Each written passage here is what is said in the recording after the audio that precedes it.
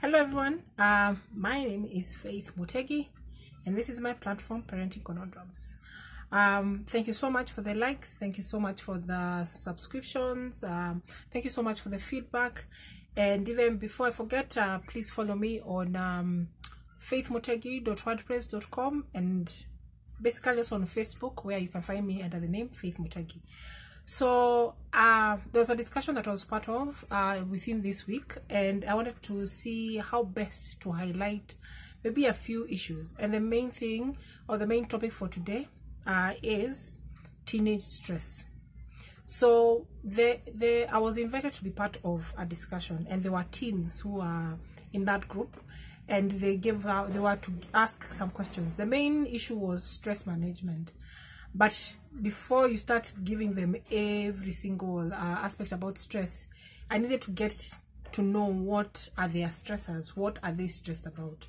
So I just wanted to, this is not a blanket overview of all the teenagers, but it's just a highlight concerning what your teenager, what the teen in your house or who you know might be worried about, might be stressed about. Okay, so it's a matter of exploration, and as I said, when it comes to this platform, we are trying to explore the best ways that we can support each other, because none of us knows everything, but when we have a collective effort, then at least something will pull through. So teenage stress, so I'll just mention just a few of the questions and maybe just highlight some of the tips that are shared with them, and or even additional. And in case you have any questions, please leave them in the comment section below and let me know. Okay, so one of the main ones that stood out for me was, I am stressed about failing exams. Can it kill me? That was a question. And the thing that struck me is putting failure in exams together with death. It puts into perspective the fact that when it comes to certain aspects in a teenager's life, they have a do or die mentality.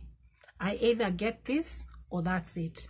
That's why you'll be wondering, why would a teenager kill themselves? Yet we usually think of adults are the ones who have so many problems that will push them to the edge. But the very fact that a teenager in this case, would look at an exam as do or die means that academically, the aspect of academics has been put at such a high pedestal that if you don't achieve a certain thing, if you fail, if you miss it by a certain mark, that's it. It defines who you are, left, right, and center, north, south, east, west. Yes, exams can get us to that point. We have all experienced it.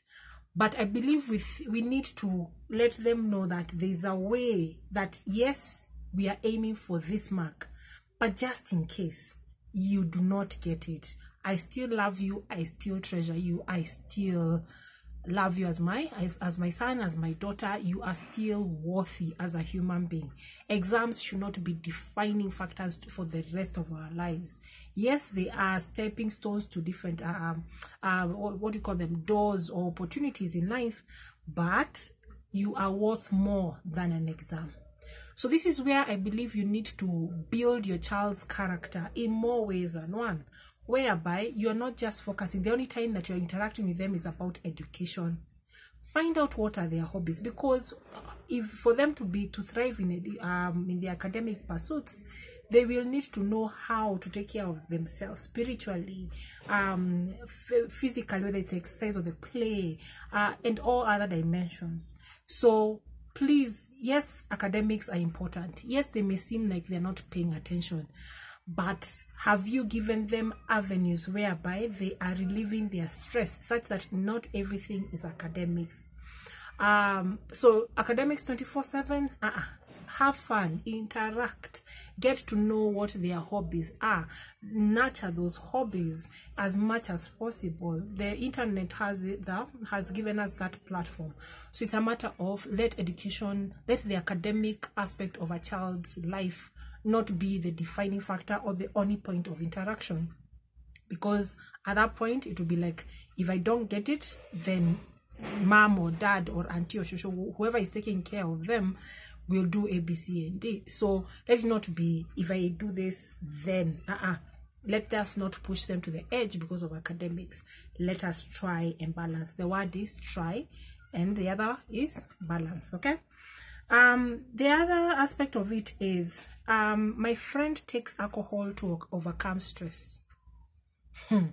This brings to light the fact that your child, by God's grace and by your instruction, is not taking drugs, but their peer is. And unfortunately, there are some who might take the bang, because there's one case of bang, there can be alcohol, or whatever it is that they say, quote unquote, is going to relieve stress. It can even be mirror and whatever else, where it helps. They are usually told that it helps in the concentration. So it can be whatever drug that someone says, by the ukikunywa hii, ukikula hii, ukifanya hii, then you utakaa chonjo na mambo ya nini exam itakuwa chap.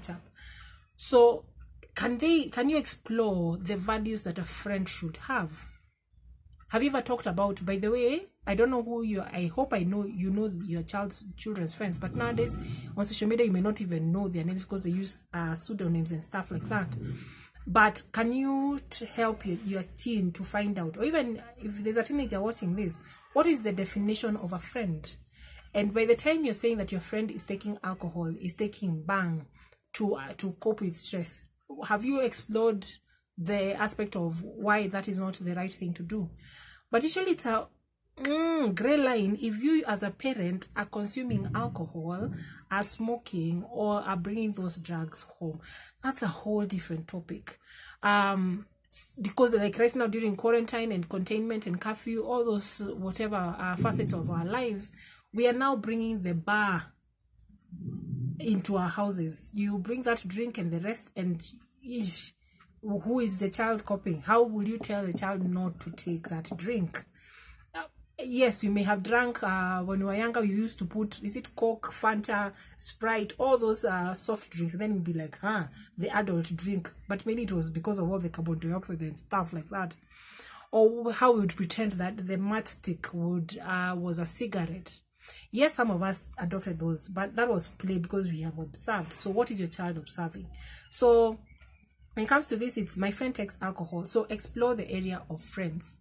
Don't, by the time you're saying staki kukuona na so and so, are you just leaving it at that, or telling them that, by the way, when it comes to friends, I hope that they are helping you grow? And from what I have observed, since you met so and so, or this kind of, have a discussion about friendships. Don't just put a rule and say, I don't want to see so and so. Why? And along that line is where boyfriends and girlfriends come into place. The question was, does not having a boyfriend, is that a source of stress? Someone may say, no, it's not a source of stress. Someone else will be like, I cannot concentrate, which was one of the questions tabled. Like, my boyfriend left me and I cannot concentrate on my studies. Build your child's self-esteem. What is their value?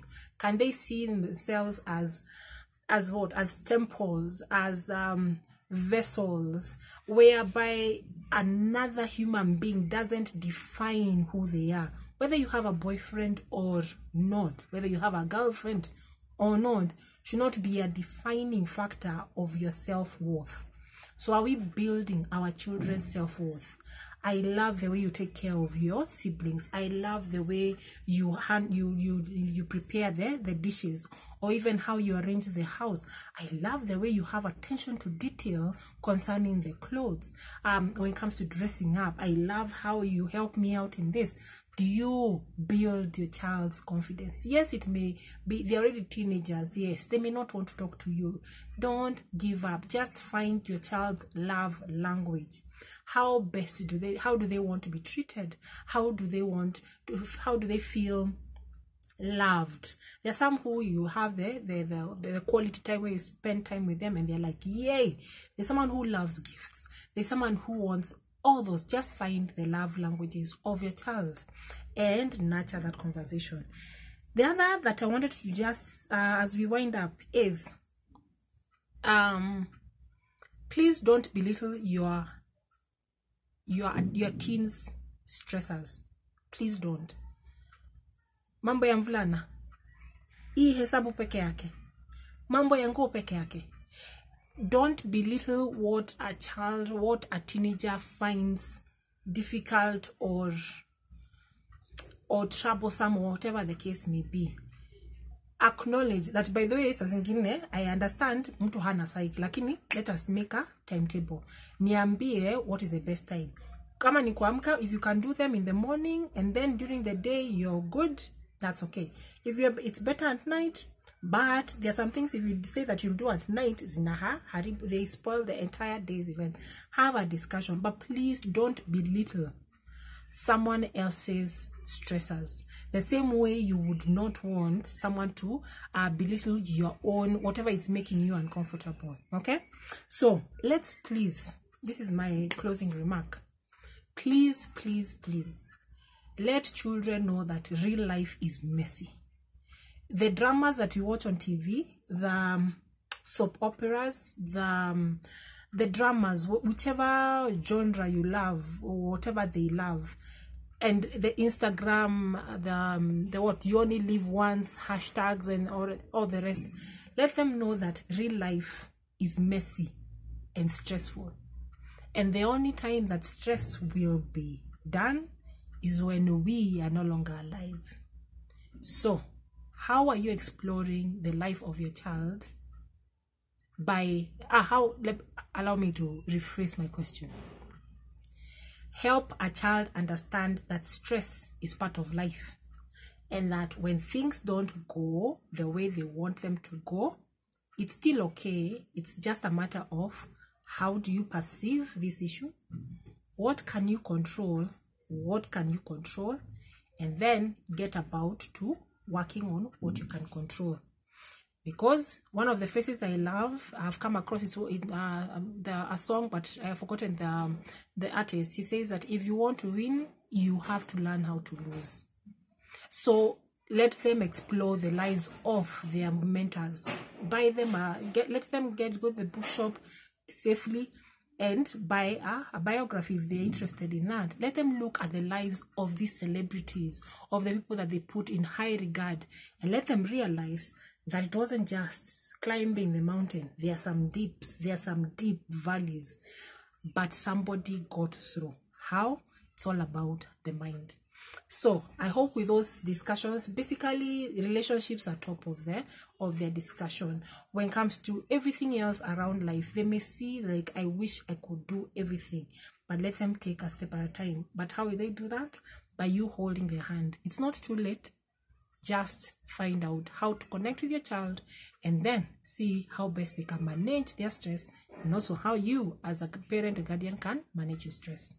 So I believe we will explore this much further at a later date, but there's someone who had mentioned about that and kept on asking, so I believed that this would be the right time, and at least let me share that with you today, and hopefully you'll share it with others. So thank you so much for subscribing. Thank you so much for being on this platform, and I hope we'll continue interacting as much as possible on the different platforms. So thank you so much, and have a good day, evening, morning, night, week, all the above. Bye bye, and have a good time.